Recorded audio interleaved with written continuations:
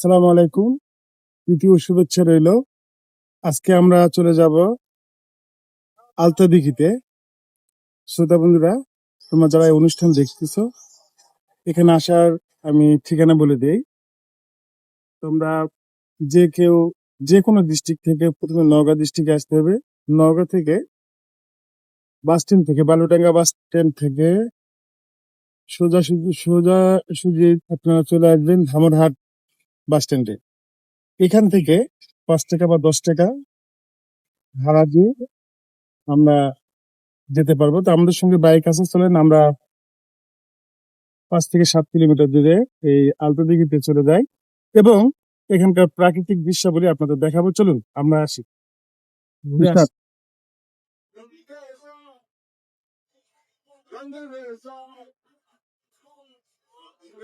আমরা ব্রিজ থেকে নেমে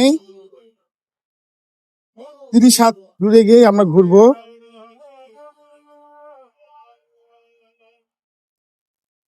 এই যে লেখা আছে বড় চক গোপাল আলতা দিঘি সড়ক, 5.2 কিলোমিটার।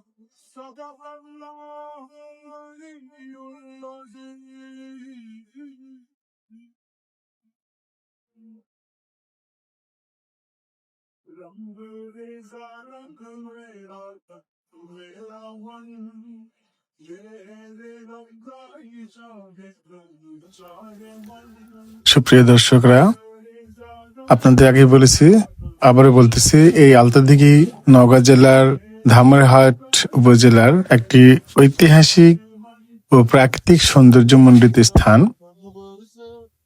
বিশাল এই দিঘিকে ঘিরে রয়েছে সবুজ ঘেরা মনোরম পরিবেশ, আপনারা দেখতে পাচ্ছেন দৃশ্যে। এই দিঘির স্বচ্ছ পানি ও চারপাশের প্রকৃতি ভ্রমণ পিপাসু তাদের সহজে আকৃষ্ট করবে। এই আলতাদিঘি জাতীয় উদ্যানে প্রাকৃতিক পরিবেশ ও দর্শনার্থীদের মুগ্ধ করে।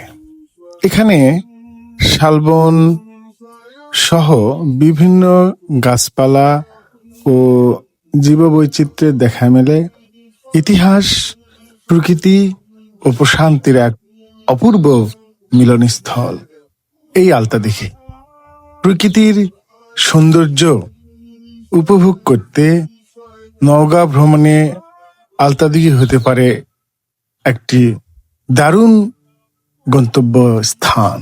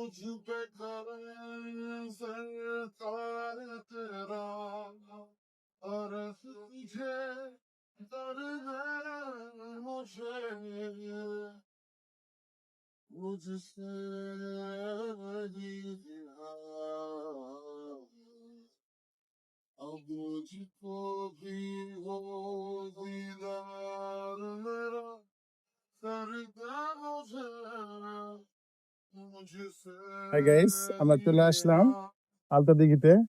খুবই হট, দেখেন কুকুর হচ্ছে পানি খাচ্ছে সেখানে নেমে। অনেক গরম, আসলে উত্তরবঙ্গের মধ্যে সবচেয়ে গরম এই ডিস্ট্রিক্টের মধ্যে নওগাঁ জেলা। নওগাঁ জেলাতে খুবই গরম। এইখানে দেখেন, ভিউ দেখেন, প্রত্যেকটা জায়গাতে পয়েন্টই আছে। উনি এই দিঘিটা আসলে উত্তর দক্ষিণে, হ্যাঁ, লম্বায়, আর হচ্ছে পূর্ব পশ্চিমে একটু কম। দেখেন, এবং সাইডে জঙ্গল, বিশাল বন। আপনারা এইদিকে দেখেন, এখানে প্রত্যেকদিন লোক আসে, প্রচুর লোক আসে। অনেক লোক হয়। শাপলা আছে এখানে, পুকুরে শাপলা ফুল পাওয়া যায়, শাপলা ফুটে। তো চলুন আমরা হচ্ছে এখন এই যে টাওয়ারে যাব। এই টাওয়ার থেকে লোকেশন, এই ভিতরে কেমন দেখা যায় পুকুরের দৃশ্য, আমরা সেটা অবলোকন করব। চলুন আমরা এখন টাওয়ারে গিয়ে উঠি। দর্শকরা, এখন আমরা আলতা দিঘির টাওয়ারে উঠবো। আসেন।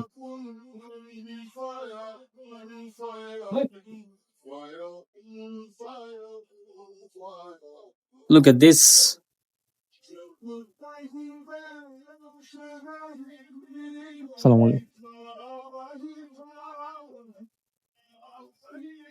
খুবই সুন্দর একটি টাওয়ার, এবং সম্ভবত বৃষ্টি চলে আসছে, হালকা গুড়ি গুড়ি বৃষ্টি হচ্ছে। স্যার কিছু বলেন।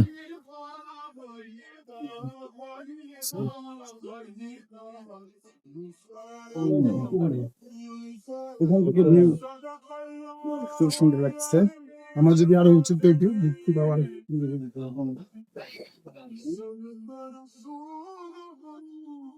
বসার জায়গা আছে দেখনের জন্য। বুঝলাম, এখানে দেখেন তো কেমন লাগতেছে। এদিকে এখান থেকে পুকুর খুব সুন্দর লাগতেছে, তাই না? ওয়াও! আর 3 সিঁড়ি আছে, আমরা টপে উঠবো।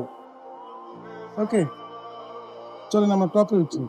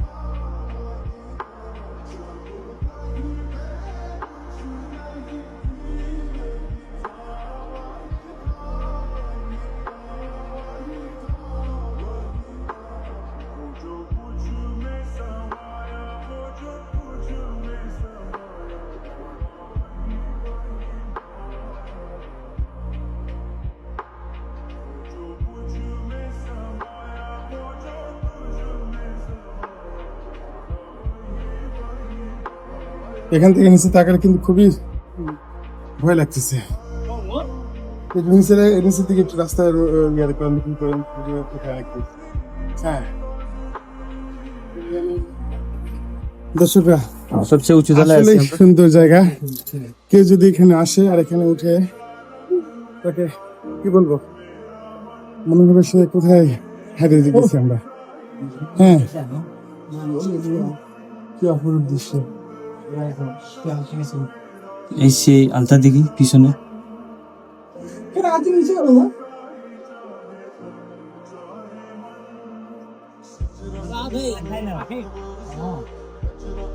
আলতা দিঘির এই সেই বিখ্যাত টাওয়ার।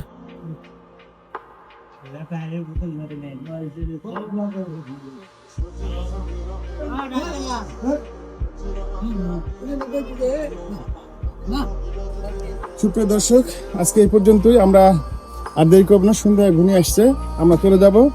তো লাস্টে যাওয়ার আগে কিছু একটু পান করে যাই, তাছাড়া তো খুবই সমস্যা। ও ম্যান, এখানে তো টাইগার নাই। তো কি স্পিড, স্যারের ফেভারিট স্পিড। সো সেটা খেয়ে আজকে আমরা বিদায় নেব এই আলতাদিঘি থেকে। টাইগারকে মিস করলাম, এই জয়পুরহাট, পুরো জয়পুরহাটে কোনো টাইগার পেলাম না। সো স্যারের কাছে আমার অনুরোধ, আগামীতে যেন বেড়াতে এসে টাইগার যাতে আচ্ছা, পাওয়া ঠিক যায়। আছে, আছে, আমি কোম্পানির যেখানে ডিলার আছে সেখানে নিয়ে যাবো। কিন্তু চোখের সামনে পড়তেছে না, পাওয়া যাবে হয়তো একটু একটা ছোট্ট সমস্যা হতে পারে, দেখুন। আর আজ এই পর্যন্তই। ভালো থাকবেন সবাই, আল্লাহ হাফিজ।